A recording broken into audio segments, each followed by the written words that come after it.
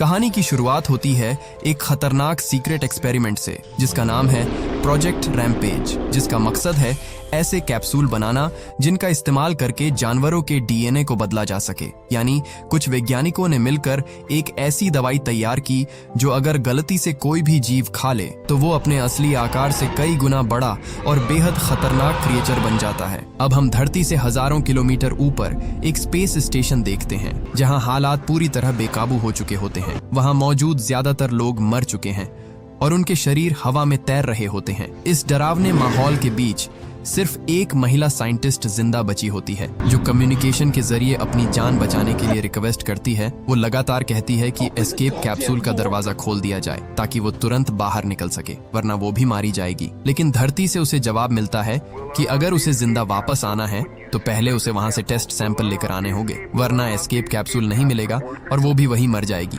मजबूरी में वो साइंटिस्ट उस लैब एरिया की तरफ बढ़ती है जहां ये सैंपल रखे होते हैं। वो सैंपल निकाल ही रही होती है। अचानक पूरे स्टेशन में अलार्म बजने लगता है। तभी उसकी नजर एक बहुत ही बड़े और खतरनाक चूहे पर पड़ती है जिसका आकार 100 गुना बढ़ चुका है। असल में वो इसी एक्सपेरिमेंट का नतीजा होता है। वो किसी तरह तीनों टेस्ट सैंपल एक कंटेनर में रख लेती है और अपनी जान बचाकर वहां से भागने लगती है। चूहा उसका पीछा करता है और चारों तरफ आग लग रही होती है। वो दरवाजे तक पहुंच जाती है और जल्दी से बाहर निकलकर दरवाजा बंद कर देती है। वो बिना देर किए एस्केप कैप्सूल में बैठती है और स्पेस स्टेशन से निकल जाती है। अब उसे लगता है कि वो बच गई। वो चैन की सांस ले ही रही होती है और तभी कैप्सूल में एक वार्निंग अलार्म बजता है और सामने शीशे पर दरार चलने लगती है। वो पूरी तरह से घबरा जाती है और चिल्लाने लगती है और तभी अचानक कैप्सूल ब्लास्ट होता है। ब्लास्ट इतना खतरनाक होता है कि कैप्सूल पूरी तरह खत्म हो जाता है। फिर हम देखते हैं कि तीनों सैंपल के कैप्सूल आग के गोलों की तरह सीधे धरती पर गिरते हैं।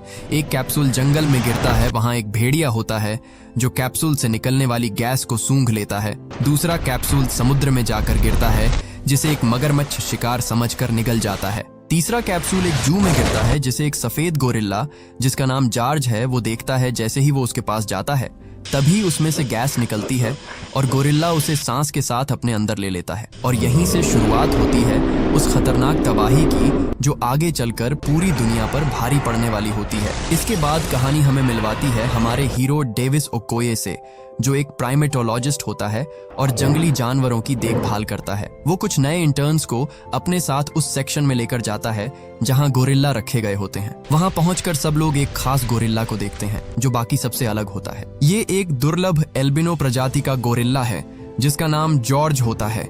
ये वही गोरिल्ला है जिसने पिछली रात उस खतरनाक कैप्सूल की गैस इनहेल की थी। वो अपनी स्पीशीज का आखिरी बचा हुआ गोरिल्ला होता है, इसलिए उसकी खास देखभाल की जाती है।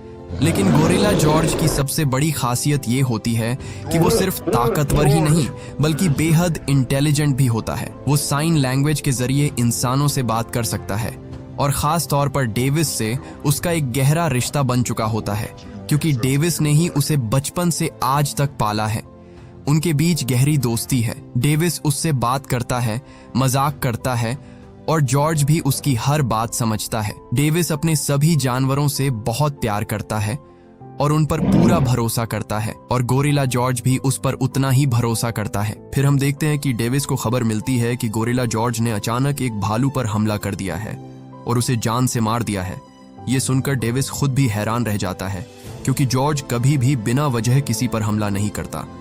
वो तुरंत वहां पहुंचता है और स्थिति को समझने की कोशिश करता है। जब वो जॉर्ज से बात करता है तो उसे महसूस होता है कि कुछ तो गड़बड़ है। जॉर्ज का व्यवहार पहले जैसा शांत नहीं रहता, वो चिड़चिड़ा और बेचैन दिखने लगता है। डेविस उससे पूछता है कि उसने हमला क्यों किया तो जॉर्ज साइन लैंग्वेज में बताता है कि वो डर गया था क्योंकि किसी दूसरी चीज ने पहले उस पर हमला किया था। अब यहाँ डेविस एक और बड़ी बात नोटिस करता है कि जॉर्ज का साइज पहले से थोड़ा बड़ा लगने लगा है और उसके मूड में भी अजीब बदलाव आ रहे हैं। उसका एग्रेसिव बिहेवियर बढ़ रहा होता है जो एक गोरिल्ला के लिए बिल्कुल नॉर्मल नहीं होता। इसी दौरान डेविस को पार्क अथॉरिटी की तरफ से बुलावा आता है। जब वो वहां पहुंचता है तो उसे पता चलता है कि पास के जंगल में एक रहस्यमयी कैप्सूल गिरा हुआ मिला है। जैसे ही वो कैप्सूल को देखता है वो समझ जाता है कि ये कोई साधारण चीज नहीं है बल्कि इसके पीछे कोई बड़ा एक्सपेरिमेंट छिपा हुआ है। अब कहानी हमें दूसरी तरफ ले जाती है जहां हम मिलते हैं क्लेयर वाइडन और उसके भाई ब्रेट वाइडन से, जो एक बड़ी कंपनी एनर्जाइन चलाते हैं। ये कंपनी जेनेटिक एडिटिंग टेक्नोलॉजी पर काम करती है, यानी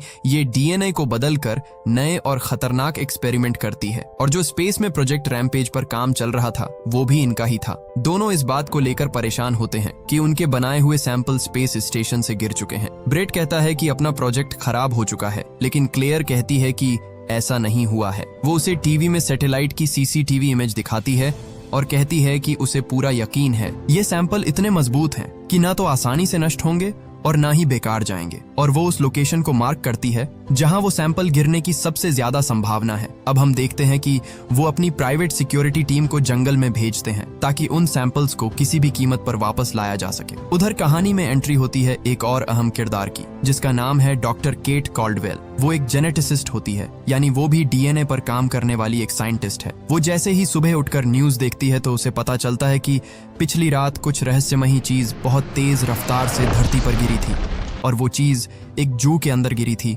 और उसी जू में एक गोरिल्ला अचानक बदल चुका है। ये सुनते ही वो जल्दी जल्दी वहां के लिए निकलती है। डॉक्टर केट तुरंत उस जगह पहुंचती है जहां गोरिल्ला जॉर्ज रखा गया था, और वहीं उसकी मुलाकात डेविस से होती है। केट उसे कहती है कि जो सैंपल उसके पास है वो उसी ने बनाया था और वो मुझे दे दो। डेविस को उसकी बात पर यकीन नहीं होता।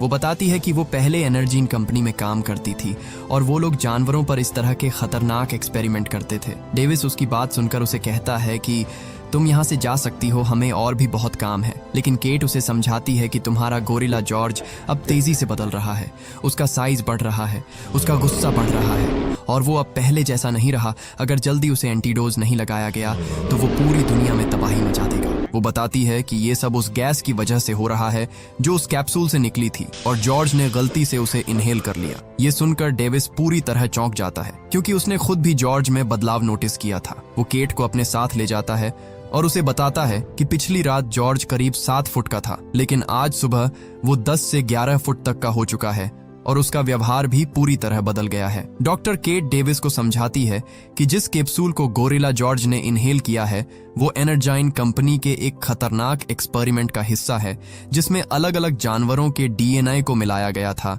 जैसे शार्क, ब्लू व्हेल, राइनो और चमगादड़। केट आगे बताती है कि इसी सैंपल की वजह से जॉर्ज के अंदर एक साथ कई बदलाव हो रहे हैं, और सबसे खतरनाक बात यह है कि उसकी ग्रोथ और कितनी बढ़ेगी उसका कोई अंदाजा नहीं है। तभी अचानक जॉर्ज को गुस्सा आ जाता है। वो उस पिंजरे में पड़ा एक सिलेंडर उठाता है और जेल को तोड़ने लगता है। गोरिल्ला जॉर्ज की ताकत के सामने वो मजबूत दरवाजा भी नहीं टिक पाया। जॉर्ज पिंजरा तोड़कर बाहर निकल आता है। अब वो पूरी तरह बेकाबू हो चुका होता है और सीधा मेन एरिया की तरफ बढ़ जाता है। डेविस उसे रोकने के लिए साइन लैंग्वेज में बात करने की कोशिश करता है, उसे शांत करने की कोशिश करता है, लेकिन गोरिल्ला को कोई फर्क नहीं पड़ता, क्योंकि अब जॉर्ज पहले जैसा नहीं रहा।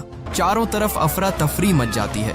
जॉर्ज गाड़ियों को खिलौनों की तरह तोड़ने लगता है, लेकिन डेविस जैसे तैसे करके जॉर्ज को थोड़ा शांत करता है, और उसी समय वहां सिक्योरिटी फोर्स और पुलिस पहुंच जाती है और जॉर्ज को चारों तरफ से घेर लिया जाता है। डेविस पुलिस से गोली ना चलाने की रिक्वेस्ट करता है और कहता है कि मैं उसे हैंडल कर लूंगा, आप गोली मत चलाना। डेविस साइन लैंग्वेज में गोरिल्ला को समझा ही रहा होता है। तभी ऊपर एक हेलीकॉप्टर आता है।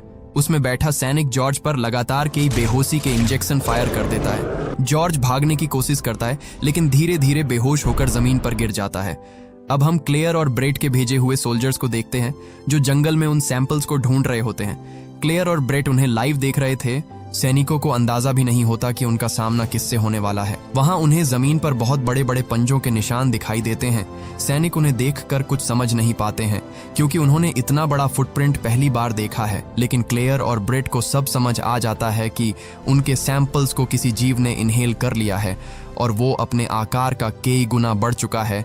सभी सोल्जर्स तुरंत अटैक पोजीशन में आ जाते हैं, लेकिन तभी अचानक वो विशालकाय भेड़िया उन पर हमला कर देता है। वो इतनी तेजी और ताकत से हमला करता है कि कुछ ही सेकंड में पूरी टीम को खत्म कर देता है। एक सीनियर सोल्जर किसी तरह बचकर भागने की कोशिश करता है और अपने चॉपर को बुलाता है। चॉपर उसे लेने के लिए नीचे आता है। भेड़िया उस सोल्जर के पीछे भाग रहा होता है। तभी चॉपर से एक सैनिक फायर करता है। अब भेड़िया चॉपर को अपना टारगेट बनाकर एक ऊंची छलांग लगाता है और सीधे चॉपर को हवा में ही पकड़ लेता है और उसे तबाह कर देता है। नीचे बचा हुआ सोल्जर पूरी तरह से डर जाता है। वो जलते हुए चॉपर को देख ही रहा होता है। तभी अचानक भेड़िया पीछे से आकर उसे एक ही झटके में मार देता है। ये सारी घटना क्लेयर और उसका भाई ब्रेट लाइव देख रहे होते हैं।